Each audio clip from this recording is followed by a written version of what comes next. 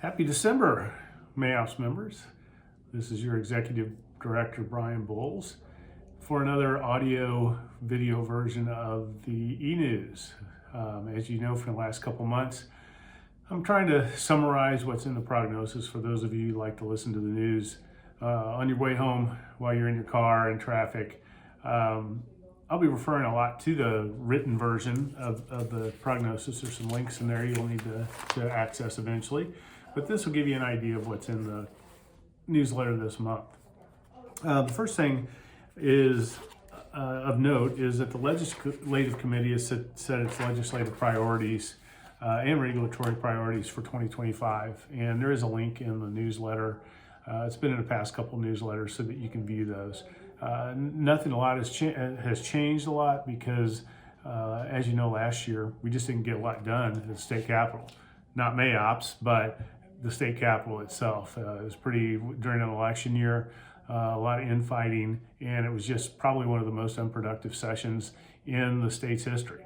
They have to pass a budget. That got done. That's about all. There was nothing healthcare related of significance that passed last session. So while that sounds like a bad thing for medicine, it isn't so bad. Sometimes doing not a lot is in our favor. So, but we will be pursuing some legislative initiatives this session, such as trying to get a ban on non-compete clauses in contracts and halting scope of practice expansion efforts by several different professionals and some other things. So you can check out the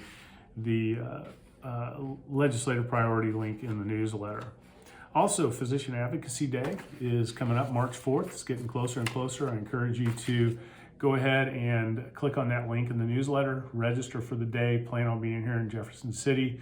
We're collaborating with the Missouri State Medical Association again for the third year. And each year so far, we've had a great showing. I believe more DOs than MDs at Advocacy Day, and we're a much smaller organization, so I've been proud of the showing. So let's keep it up. Get registered today and see each other on March 4th. It's also a great time to kind of network with friends and meet some new people as well. I'd also like to invite you to a General Assembly preview, which is on January 6th. Yes, January 6th at 7 p.m.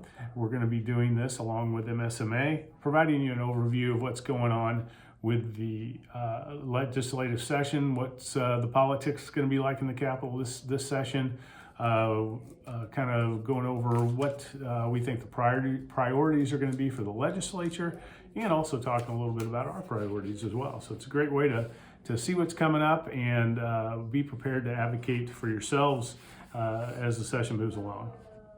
A couple of reminders real quick. MAOPS award nominations are due by the end of this month, December 31st. So I'm sure everybody knows somebody that's worthy of receiving recognition. Physicians don't receive the recognition they deserve a lot of times. So get on the website using the link in the newsletter and see what awards are available. And if you know someone who you think is worthy of one of those, please make a nomination. Our awards committee meets soon after the first of the year to make recommendations to the board, and those awards will be presented at our honors breakfast at our annual convention. Speaking of our annual convention, the annual convention is April 24th through 27th this coming year, 2025, and it's going to be in Jefferson City at the Courtyard Marriott Hotel. We've got a really neat program planned with a special day on Friday where we're going to be doing a community service project at Special Olympics Missouri. You'll be earning some CME for that. We'll have CME on Friday, Saturday, and Sunday, and we've got some great social events planned. So we hope you can join us for that. Everybody should be receiving a flyer in the mail, a nice catalog if you haven't already, and there's also information on the website about it. So get registered for that. Space is limited this year because we are doing it at a little smaller venue. We don't want to have to turn people away, but it would be a great problem to have for us this year as we try to turn the conference around and evaluate its future. So we really appreciate everybody getting online and renewing that as quickly as possible. A couple of things about the Medicare physician fee schedule. You'll find a link that has a guide from the AOA in the newsletter, and that guide talks about what the conversion factor reduction is and what are the efforts that we've taken to help mitigate those payment cuts. There's information in the guide on updates to the payment for E&M services and advanced primary care that support coordinated longitudinal care. There's updates related to the 90-day global surgical payments and so forth. So if you're interested in that, the link is in the written newsletter. Also, the AOA is hosting a webinar on December 9th at 7 p.m. That provides an overview of the updates to the physician fee schedule. So take a look at those, and if you're interested, please register for those. Some good news, Wetzel Foundation, which is MAOPS' charitable arm, received a grant from the Mineral Area Osteopathic Foundation in the amount of $22,000. Those funds will be used to pursue our mission, and specifically for our Wetzel Scholar and Resident Fellow programs. This is in addition to funds that they awarded us earlier in the year of $22,000 as well. So this year they've donated a total of $44,000. And over the last 12 years, they've probably donated, just a quick estimate, over $400,000 to the foundation. So we appreciate their efforts. We appreciate our members who are on that board who support our organization as well. If you'd like to make a foundation grant or donation, you can go to the website and do so.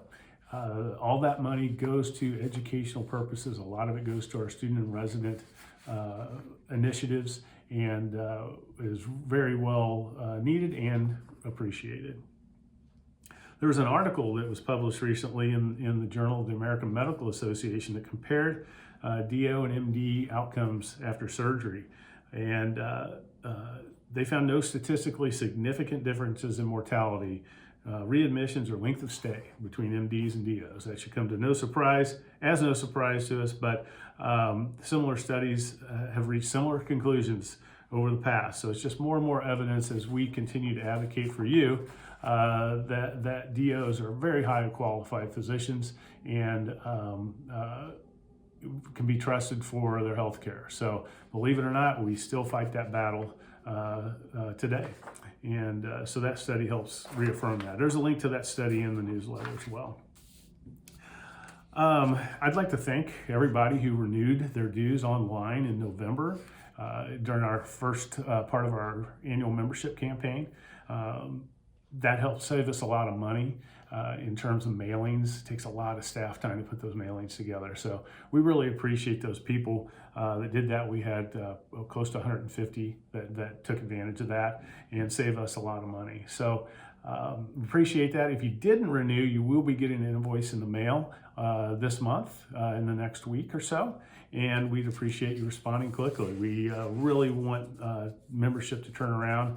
Since the pandemic, I think I mentioned last month that it's been lower than we'd like to see it, and so we need to get everybody on board this year, and get everybody renewed is the first step in doing that.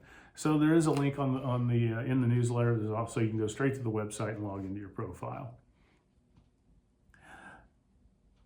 We have a social coming up at Top Golf Chesterfield for all the under 40 physicians. There is registration available online, and you can go to the website or get that information in the newsletter as well. So it's a fun day on January 12th from 1:30 to 4:30, Top Golf Chesterfield, and families are welcome. There is a small fee for this, just to hold your spot, because we are limited to 50 to 60 people at the venue. So come out and have some fun. There'll be football on, food, and of course you'll be able to play some golf. I did want to mention that the Wetzel Scholar program, which is for students, and the Wetzel Fellow program, which is for postgrads, the application window is now open for those programs. So if you're interested in that, if you fall into one of those categories and are interested, you can go online using the link in the newsletter and get yourself registered, or get your application turned in. And the committee will be meeting to review those applications after the first of the year.